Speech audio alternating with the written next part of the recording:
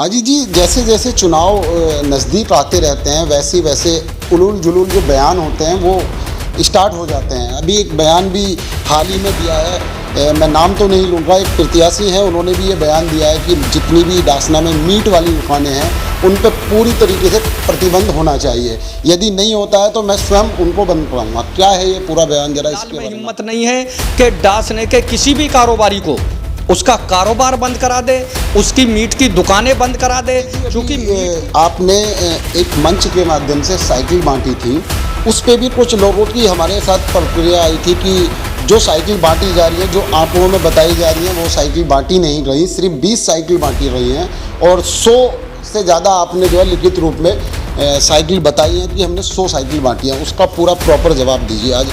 क्या अभी शारदा हॉस्पिटल हमारी भी टीम पहुंची थी और शायद मैंने ये शारदा हॉस्पिटल की एक टी शर्ट भी पहनी है। मैं वहाँ मौजूद रहा था। एक कैंप, अभी एक प्रत्याशी ने एक कैंप लगवाया था, बड़े स्तर पे वो कैंप था।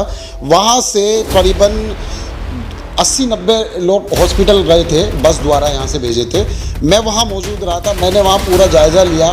लोगों के हाथ में अल्ट्रासाउंड भी थे, एक्सरे भी थे और निःशुल्क थे, उसकी मैंने वहाँ पे बाइट भी लिया। जी, ये आप जो आरोप लगा रहे हैं निराधार है। दोस्तों, भारत 100 न्यूज़ में आप सभी का बहुत बहुत स्वागत है। डासना में चुनाव चल रहे हैं और चुनाव बड़े ज़ोर शोरों से चेयरमैन जो प्रत्याशी हैं वो अपनी अपनी तैयारियाँ कर रहे हैं। फ़िलहाल अभी चुनाव की जो रफ्तार है वो थोड़ी धीमी हुई है।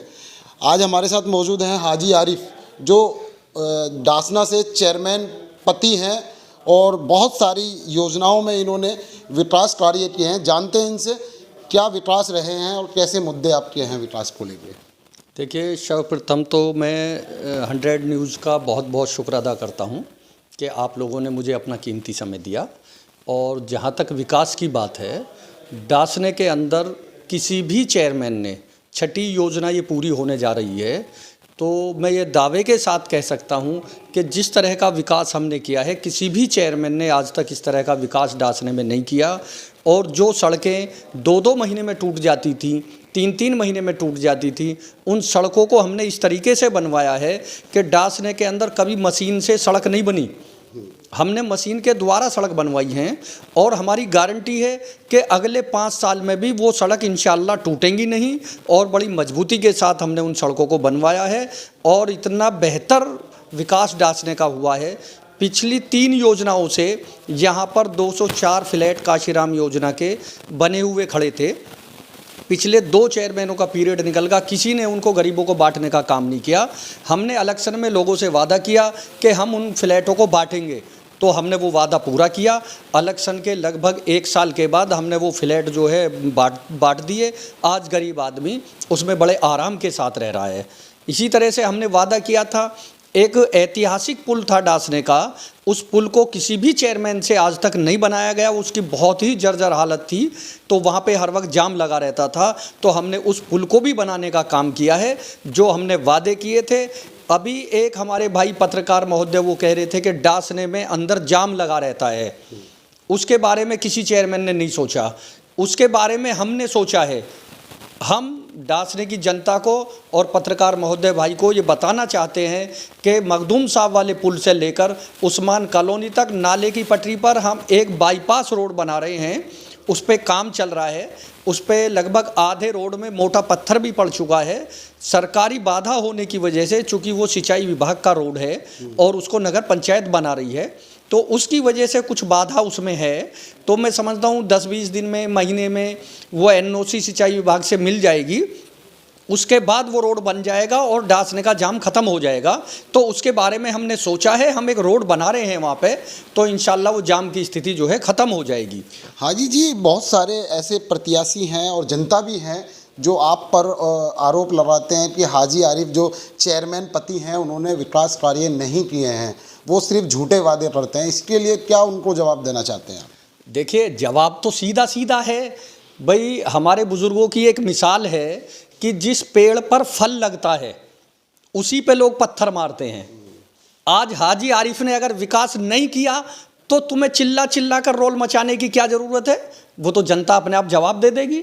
लेकिन जो बड़े बूढ़ों की मिसाल है, हाजी आरिफ ने विकास किया है, तो इसीलिए वो लोग हमारे ऊपर पत्थर मार रहे हैं। उनके पास कोई जवाब ही नहीं है।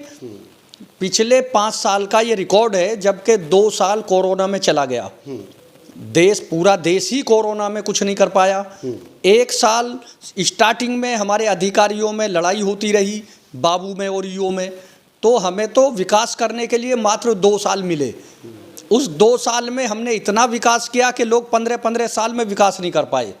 तो ये जो जनता है, जो बिजली की लाइन थी, अभी एक तार जा रहे थे आपके यासीन गढ़ी से, वो तारों पे बड़ा विवाद रहा। सभी प्रत्याशियों ने अपनी अपनी ताल ठोकी कि मैंने ये तार उतरवाए हैं, मैंने उतरवाए हैं। क्या इस पे पूरा रिएक्शन है, इसके बारे में ज़रा बताएं।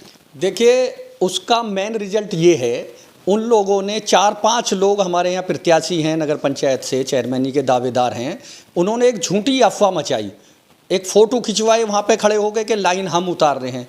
मैं दावे के साथ अब उन लोगों को कहता हूँ, चूँकि बिजली विभाग उन सब की हरकत देख के अब हरकत में आ गया, और उन्होंने ये कहा कि अगर किसी ने इसका श्रेय लेने की कोशिश की तो हम उसके खिलाफ FIR कराएंगे। वो लोग अब बयान दें ना, जिसने भी वो उतरवाई है वो अब बयान दे, और उसका बयान हम दे रहे हैं।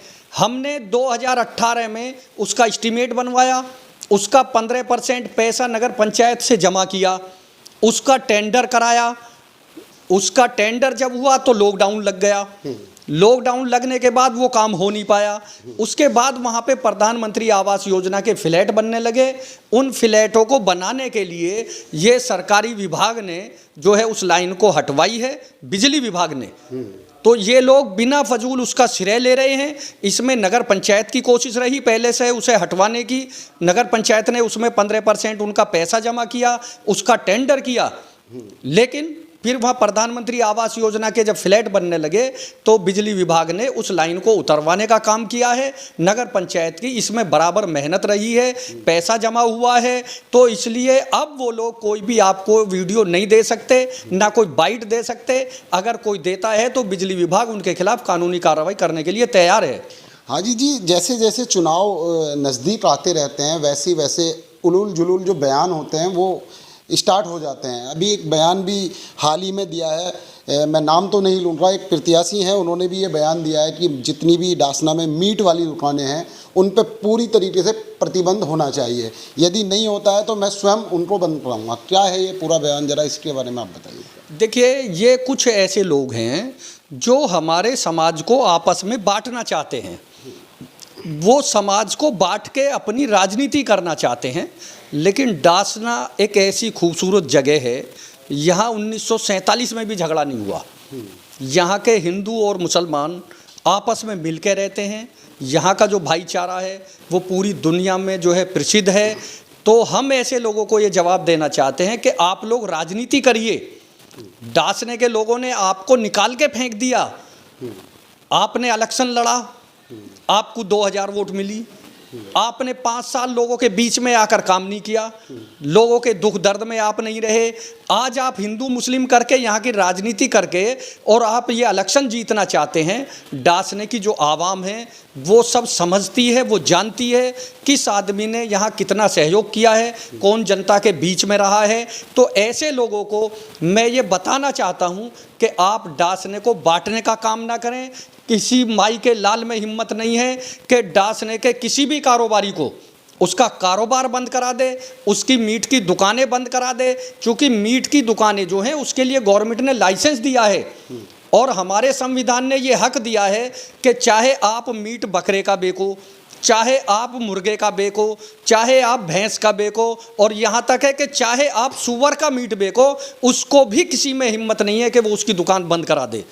तो मैं ये गारंटी के साथ कहता हूँ, हर दुकानदार के साथ, चाहे वो किसी भी समाज का हो और कोई भी दुकानदार हो, उसका चाहे कारोबार कुछ भी हो, हम उसके साथ खड़े हैं। अगर इस तरह की कोई कोशिश करता है, डासने को बांटने की कोशिश करता है, तो हम उसका मुंह तोड़ जवाब देंगे। हाजी जी, अभी आपने एक मंच के माध्यम से साइकिल बांटी थी, उस पे भी कुछ लोगों की हमारे साथ प्रतिक्रिया आई थी कि जो साइकिल बांटी जा रही हैं, जो आंकड़ों में बताई जा रही हैं, वो साइकिल बांटी नहीं रही, सिर्फ 20 साइकिल बांटी रही हैं और 100 से ज़्यादा आपने जो है लिखित रूप में साइकिल बताई हैं कि हमने 100 साइकिल बांटी हैं। उसका पूरा प्रॉपर जवाब दीजिए, आज क्या आप देना चाहते हैं उसके लिए? देखिए, प्रॉपर जवाब उसका ये है, हमने 100 साइकिलें बांटी हैं, ठीक है। किसी से कर्जा लेकर नहीं बांटी, किसी संस्था से लेके नहीं बांटी। हाजी आरिफ के मन में एक प्रोग्राम आया कि जिन बच्चों ने स्कूल टॉप किया है उन बच्चों को हम कुछ गिफ्ट दें, ठीक है। तो हमने उस रूप में उन बच्चों को गिफ्ट दिया। उसके अलावा मैं ये कहता हूँ कि मैंने चाहे 10 साइकिलें बांटी, मैंने अपने बच्चों का उत्साह बढ़ाया। मैंने ये कोशिश करी कि शिक्षा में हमारे बच्चे आगे जाएं और उनका उत्साह बढ़े। कल आपस में उन लोगों को ये महसूस हो कि आज इस बच्चे को साइकिल मिली है तो कल मुझे भी कुछ मिलेगा, मैं मेहनत करके अपने कस्बे का नाम रोशन करूं। अगर उन लोगों को इस चीज़ पे ऐतराज़ है, मैं कहता हूं कि जिन बच्चों को मैं दे चुका, बच्चे तो यहाँ 20,000 हैं और कम से कम कैंडिडेट भी 10-12 हैं। अगर उन्हें कोई ऐतराज़ है तो उन बच्चों को वो दे दें, क्या दिक्कत है भाई। मेरा जो वजूद था, मैं आपसे ये तो नहीं कह रहा कि आप मेरी 100 साइकिलों को 200 दिखाओ या 100 को 50 दिखाओ। जो मेरा काम था वो मैंने किया। अब जो आपका काम है, अभी मैंने एक मिसाल बताई पत्थर मारना, तो वो आपको पत्थर मारना है, मारिए, मेरे पे क्या फर्क पड़ रहा। आपकी नज़र में अगर मैंने 20 बांटी हैं, मैं कहता हूँ 10 बांटी हैं, मैंने अपनी जेब से कुछ दिया है बच्चों को।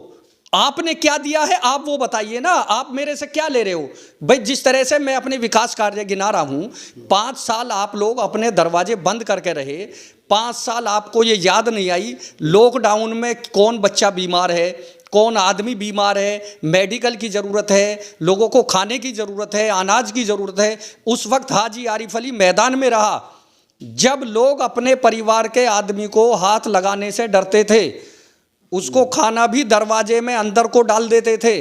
उस वक्त भी हाजी आरिफ पूरे समय में लॉकडाउन में अपने कस्बे के हर दुख और दर्द में खड़ा हुआ रहा। और उस वक्त हमें ये महसूस हुआ कि हमें एक हॉस्पिटल खोलना चाहिए। हमने एक हॉस्पिटल खोला और ना की बराबर जब लोग लूटने का काम कर रहे थे, एक एक रात के 50-50 हज़ार, 1-1 लाख रुपए मरीज से ले रहे थे और उसकी बॉडी भी नहीं दे रहे थे, उस वक्त में हमने जो है बिना नफ़े के और ना की बराबर खर्चा उनसे लेकर और हमने उस वक्त में कस्बे की मदद करी।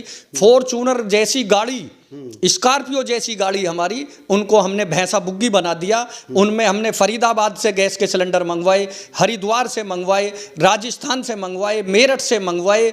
तो हमने उस वक्त लोगों की मदद करी। आज तो ये लोग जगह जगह कैंप लगा के एक बहकावा कर रहे हैं, पब्लिक को बहका रहे हैं। मैं समाज से ये मालूम करना चाहता हूँ कि जब लॉकडाउन लगा था, क्या ये लोग उस वक्त भी डासने में ही रहते थे या कहीं विदेश में रहते थे? जो इन लोगों को उस वक्त ये महसूस नहीं हुआ कि जो है हमारे बच्चे डॉक्टर हैं और हम कस्बे के लोगों का जो है इलाज कराएं, उस वक्त ये लोग कहाँ थे? ये सिर्फ एक स्टंट है इलेक्शन का, पब्लिक को बहकाने का काम किया जा रहा है। जिस तरह के कैंप ये लोग लगा रहे हैं, उस कैंप से पब्लिक का कोई भला नहीं हो सकता, क्योंकि ये लोग 10-10 रुपए की उनको गोलियां देकर और उनको भर के हॉस्पिटल भेज देते हैं गाड़ी में।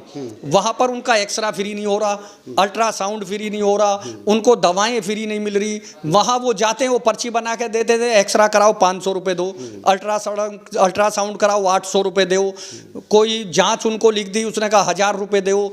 तो ये सिर्फ बहकावा है, कोई फ्री वो नहीं हो रहा, सिर्फ पब्लिक को बहकाने का काम कर रहे हैं। और इलेक्शन को अपने फेवर में करने के लिए ये सब हथकंडे अपना रहे हैं। डांसने की जनता सब जानती है, अब इन लोगों के बहकावे में नहीं आएगी जनता। नहीं, अभी शारदा हॉस्पिटल हमारी भी टीम पहुंची थी और शायद मैंने ये शारदा हॉस्पिटल की एक टी-शर्ट भी पहनी है। मैं वहाँ मौजूद रहा था। एक कैंप, अभी एक प्रत्याशी ने एक कैंप लगवाया था, बड़े स्तर पे वो कैंप था। वहाँ से करीबन 80-90 लोग हॉस्पिटल गए थे, बस द्वारा यहाँ से भेजे थे। मैं वहाँ मौजूद रहा था, मैंने वहाँ पूरा जायज़ा लिया। लोगों के हाथ में अल्ट्रासाउंड भी थे, एक्सरे भी थे और निःशुल्क थे, उसकी मैंने वहाँ पे बाइट भी लिया। हाजी जी, ये आप जो आरोप लगा रहे हैं निराधार है बिल्कुल। देखिए, मैं कस्बे की जनता की बात बता रहा हूँ। जो लोग वहाँ से आए हैं वापिस, उन्होंने हमसे शिकायत की है कि साहब वो तो एक्सरे का पैसा मांग रहे हैं, अल्ट्रासाउंड का पैसा मांग रहे हैं। ये मैं पब्लिक की बातें आपको बता रहा हूँ। तो आप ये बताइए, जो चुनाव है इस दौरान किससे आपका चुनाव होने वाला है? क्या लगता है आपको, आपका जो चुनाव है किससे होने वाला है? देखिए, हमारा चुनाव पब्लिक से है, किसी कैंडिडेट से नहीं है। और पब्लिक ने ये तय कर लिया। देखिए, पहले 2nd नंबर पे जो है हामिद अली एडवोकेट की बेटे की बहू रही थी, वो इलेक्शन नहीं लड़ रही, तो वो अलग हो गए। 3रे नंबर पे मेहताब कुरैशी रहे थे, उनको जो है लगभग 1100 वोट हक्कम साये की मिल गई थी। ठीक है, इन 5 सालों में वो गांव छोड़ के भग गए, गांव में नहीं रहे, किसी के दुख दर्द में नहीं रहे। तो अनवार सैफी साहब को वो नहीं संभाल पाए, तो अनवार सैफी साहब उनके सामने इलेक्शन लड़ रहे हैं, एक इजहार कुरैशी उनके सामने इलेक्शन लड़ रहे हैं, और एक अब्दुल्ला एडवोकेट उनके सामने इलेक्शन लड़ रहे हैं। तो उनका जो है खेल खत्म हो गया। ठीक है, चौथे नंबर पे जो है आपके शायद प्रदीप शर्मा रहे। ठीक है, प्रदीप शर्मा 5 साल अपना मोबाइल बंद करके कस्बे से बाहर रहे, वो किसी के दुख दर्द में नहीं आए। ठीक है, तो मेरे सामने है कौन भाई? अब ये नए नए लोग मेरे सामने आ रहे हैं। हमारे यहाँ साजिद हुसैन साहब लड़े, उनकी 1600 कुछ वोट आई, उनके परिवार में 2 लड़ रहे हैं, वो 1600 वोटें 2 जगह बट जाएंगी। तो मेरा किसी से मुकाबला नहीं है, ना कोई मेरी होड़ में है। अब चूंकि जो भी कैंडिडेट हैं वो सब हाजी आरिफ अली से अपना मुकाबला बताते हैं। ठीक है, और मेरा मानना यह है कि मेरा मुकाबला किसी से है नहीं। जनता ने जो 5 साल मुझे प्यार दिया है और मेरी मेहनत देखी है, मैंने ज़्यादा से ज़्यादा समय कस्बे में दिया है, और जो कुर्बानी मैंने कस्बे में दी है उस कुर्बानी को कोई दे नहीं सकता। क्योंकि कस्बे की एक बेटी को एक गैर जाति के आदमी ने लेकर भाग गया, उसके बाद उन लोगों ने मेरे से मदद मांगी, मैंने उनकी मदद करी, उसके लिए मुझे जेल भी जाना पड़ा, और मैंने सीना ठोक कर उस घटना का जो है मुकाबला किया। कुछ ऐसे बुज़दिल थे जो उस घटना के होने से उन्होंने गांव ही छोड़ दिया। ठीक है, तो जो कुर्बानी मैंने दी है उस कुर्बानी को मेरा कस्बा भली भांति जानता है। ये लोग कितना ही बहका लो, मेरा किसी से मुकाबला नहीं है, मेरा बिल्कुल एक तरफा इलेक्शन है, और इंशाल्लाह हाजी आरिफ अली इसमें जनता के प्यार से कामयाब होंगे। क्या संदेश देना चाहते हैं डासनर की जनता को आप अपने लिए? आपने इतनी सारी योजनाएं अपनी गिनवा दी, उनके लिए क्या आप एक संदेश देना चाहते हैं? देखिए, मैं अपनी डासने की प्यारी जनता को ये संदेश देना चाहता हूँ कि अब बहुत सारे लोग आएंगे, आ भी रहे हैं। 5 साल में जो लोग आपको देखने को नहीं मिले, अब वो नए नए हथकंडे अपना रहे हैं। कुछ लोग हमारी हिरस कर रहे हैं कि जिस तरीके से हमने पहले इलेक्शन लड़ा तो वो उसी तर्ज पे चल रहे हैं। तो इसलिए हमने अपना पैंतरा भी बदल दिया है। तो मेरा तो पूरी आवाम से, कस्बे की आवाम से यही दरख्वास्त है कि इन लोगों के बहकावे में ना आए। कुछ लोग रो रहे हैं जा जाकर, कुछ माफ़ी मांग रहे हैं। ठीक है, कुछ लोग डरा रहे हैं, धमका रहे हैं। तो बस मेरा तो छोटा सा यही संदेश है कि पिछली 5 साल जो आप लोगों ने प्यार दिया है और हमने मेहनत की है कस्बे में, उसको ध्यान में रखते हुए किसी के बहकावे में ना आए, इनके छल कपट में ना आए, और जो है अपने भाई को इसी तरह से प्यार से नवाजें। इंशाल्लाह जितनी मेहनत अब की है इससे डबल मेहनत कर कर पूरे कस्बे को इससे ज़्यादा विकास दिलाएंगे, और जात पात को बिल्कुल ख़त्म कर देंगे। चूँकि 5 साल में हाजी आरिफ अली ने किसी की चौधराहट नहीं चलने दी कस्बे में। और जो लोग दूसरे मोहल्ले में जा जाकर जो है हमारे गरीब लोगों को धमकाते थे, डराते थे, इस 5 साल में जात पात से, दादागिरी से पूरा डासना मुक्त है। तो इंशाल्लाह इसी तरीके से जो है मैं इस डासने को विकास के पथ पर लेकर जाऊंगा, किसी के बहकावे में ना आए, और सभी भाई जो है आने वाले इलेक्शन में हाजी आरिफ अली का ध्यान रखें। खुदा हाफ़िज़। तो ये थे हमारे साथ हाजी आरिफ अली, जिन्होंने बताया इस 5 साल में जितने विकास कार्य मैंने जनता के लिए किए हैं शायद ही किसी ने पिछली योजना में किए हैं। और मेरा जो मुकाबला है वो किसी प्रत्याशी से नहीं है, मेरा मुकाबला सिर्फ जनता है मेरे पीछे, और जनता ही मुझे मेरा मुकाबला है, और जनता ही मेरा साथ देगी। कैमरामैन राशिद के साथ मोहम्मद शकील, गाज़ियाबाद।